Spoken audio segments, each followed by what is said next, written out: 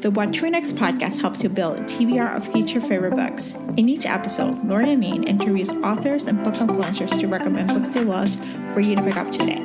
If you're an avid reader, always looking for your next great read, then the show's for you. Hi, Stephanie. Welcome to What to Read Next podcast. Hello. Thanks for having me. So happy to have you here. Tell us a little bit about yourself. Well, my name is Stephanie Eding. I'm from Convoy, Ohio. I'm the mother of 3 kids. My son is 11. My daughter is 9. And then I have another daughter who is 7 months old as of today. So that's been a lot of fun to have my little bonus baby join us. I'm a freelance editor for college rankings and healthcare education websites, in addition to writing women's fiction. I've got a lot of animals. I kind of have a bit of a zoo here. I've got 9 cats, 1 bulldog, and 3 axolotls who just had babies. So we're actually raising, yes, they were a surprise too. So we've got little axolotl babies that we're raising in addition to the rest of the Eding household zoo. So what are axolotls? What are those? They're like little aquatic salamanders. They kind of took off. My kids heard about them through Minecraft, and yeah, they look like little dragons. Okay. Yeah, they're about maybe 9 inches long, and they just live in their little aquarium, and they're a lot of fun. Oh my gosh. And how do you feed them? Do they have like special food, or? They can have these little like just like regular salamanders and stuff, they have these little pellets, or ours love earthworms and bloodworms and things like that. They're pretty easy to take care of for being very odd creatures. Yeah. Oh my gosh, I love this. I love that you have a zoo, even though I feel like that's like a full-time job just to maintain it, plus the kids, plus work. It is, yes. But I bet it's gonna have like some humorous opportunities for, for laughter and for joy, Oh yes. They bring us a lot of entertainment, especially the axolotls. We kind of just fell into it. We weren't totally thinking about getting them. Mm-hmm. And then my sister-in-law said that she had some axolotls that they were looking to get rid of at their veterinary office. And so we're like, sure, we'll take them. So in 24 hours, we had these brand new animals that we never knew anything about. So we became experts really fast in these strange creatures. And the cats are courtesy of volunteering at the Humane Society and doing foster care. And sometimes when they weren't getting adopted right away, I couldn't take it. So they got to stay with me. Oh, had to get cut off. You're like, it's a forever home now. Oh my gosh, I love that. So let's chat about the Unplanned Life of Josie Hale. Tell us a little bit of her pitch. Okay, so the Unplanned Life of Josie Hale is coming out on May 3rd.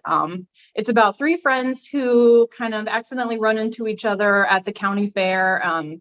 Josie is going through a lot in her life, and she realizes that the other 2 guys that she used to be best friends with are also going through the same kind of adulthood woes. And on a whim, they decide to move in together and create this life pact to get themselves together in a year's time. And more ensues. Awesome. So let's chat about why, are you like you write some humorous women's fiction. So is that a genre that you have gravitated as a reader, or was it something that you just like really said like, okay, life is interesting enough that this merits to be a book, Yeah, I think I feel like I fell into this a little bit in that when I started out trying to be a writer, I wanted to do inspirational nonfiction. Mm-hmm. And I'd sit down to do it and nothing would happen. And then, I got really into Cassandra Clare. And so I was like, I want to try that too. So I tried the young adult fantasy, and that didn't happen for me. I did young adult historical fiction, and I ended up self-publishing 2 books in that genre because I just had so much fun. It was about pirates, and I loved pirates. So I just wanted to stay in that world for a while. And then after that, I was just kind of teetering on what do I want to do next, because I didn't have any other ideas in the young adult genres or in even historical fiction. So I was just kind of looking around, I'm like, man, adulthood has like so much that it's throwing at us here, and like our whole lives are kind of just like a book, Mhm.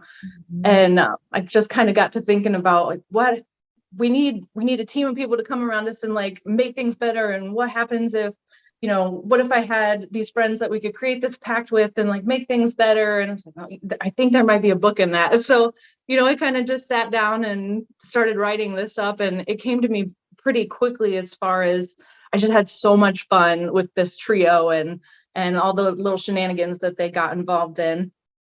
And then as I was writing that, I had all these other ideas. I'm like, well, these are all women fiction ideas. So I guess maybe that's the route I'm supposed to go in. Yeah, I love this. And so, how do you like? Do you is it plot driven or is it character driven? Like, which one came first? Um, I don't know which one came first. I think the characters probably drive all of my ideas. Mhm. Um, just from watching some of the shows that my husband and I binge on Netflix and stuff, I'm like, well, that's a character that I would want to follow, and that kind of inspires stuff. Or there's a lot of people in my regular life that will come up and be like, oh, I have to write you. You're so much fun, and so I'd say a lot of things are involved in that. And what I'm working on now, it kind of centers around this elderly woman who's real zany and keeps getting everybody into trouble. And my characters have to kind of help like take care of her and kind of keep her out of trouble. And she is 100% based on a woman that I met during a time that we lived in Pennsylvania, and how much fun I had with her. So uh, yeah, I'd say characters probably really drive a lot of what I'm doing. Yeah, I think in some ways when you're dealing with women's fiction, you're dealing with adult issues. The characters are the ones who are going to be the driving force of like what happens. So, like, how do you Mhm. react to it? What exactly the plot line is going to be driven by what the characters, how they live their life. We're just observing the arc, whether it's a heroine's journey and we're trying to figure out who you are, or how do you overcome an external or internal conflict. But the character is probably driven, like understand the character is going to tell you how the story is going to go. Mhm. So let's have some book recommendations. So what kind of books do you gravitate when it comes to reading? So I would say up to this point, I do a lot of nonfiction because it's one of those things that I used to do book editing, Mhm. and because I've spent so much time, and it was all fiction books. So because I did that, a lot of times just to sit down and read, I have trouble turning off my brain to the critical side of I don't need to be editing this. I can just have fun. And um, so I do mostly exclusively audiobooks, usually when I'm cleaning the house and everything. And sometimes when I do the fiction, I stare off in La La Land instead of actually doing what I'm supposed to be doing. So it takes me a while to get through books these days, especially with a 7-month-old. Mhm. But I love a lot of like there's a book called Her Story. That was by Catherine Halligan. That was a lot of fun because I think it was 50 women maybe that it went through in history and talked about each one of those and what they did. And I learned so much. And that was a lot of fun because I want to tell everybody about these really cool women that I learned about.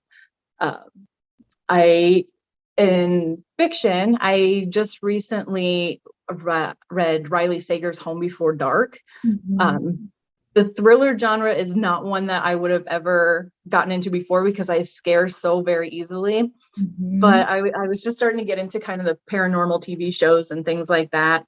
And I was so curious how authors scared people in writing because, everything that scares me are like the jump scares and it has the music element and that of things like sneaking up and like, so how does an author tackle that? Because I would have no idea how to do that myself.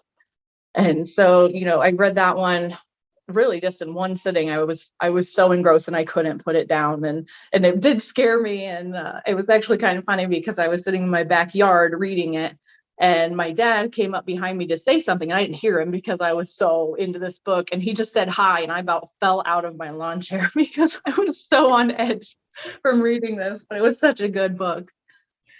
Oh, I yeah. So I kind of bounce around a lot on genres. There's really not one that I go straight to. So Yes, I love it. And Riley Sager is a good one to go to if you're like trying thrillers and you want to be a little scared, but like not too scared, you Yeah.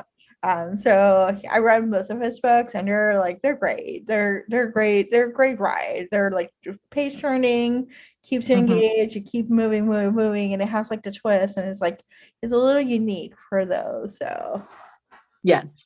yeah. All right. So tell us where we can find you online. So you can find me on Goodreads or Instagram. I'm on Twitter. I just changed my handle though, but I'm not sure what it is now. I think it was SA Eating, but I know that's not it anymore. Um, I'm at Eating Stephanie. I had to check. Sorry. On Twitter. You can find me on Instagram. I also have a Facebook author page. And Awesome. just my name. Awesome. Thank you, Stephanie, for being on the show. Yeah, thank you for having me. This was fun. If you enjoyed this podcast, feel free to share with friends, subscribe, rate, and review the show. This is the easiest way to support this podcast. For a list of books mentioned and other romance recommendations, please visit whattoreadnextblog.com. The What to Read Next podcast is part of the Frolic Podcast Network. Please visit frolic.media/podcast to discover new shows to tune in. Thank you so much for listening. Have a great day.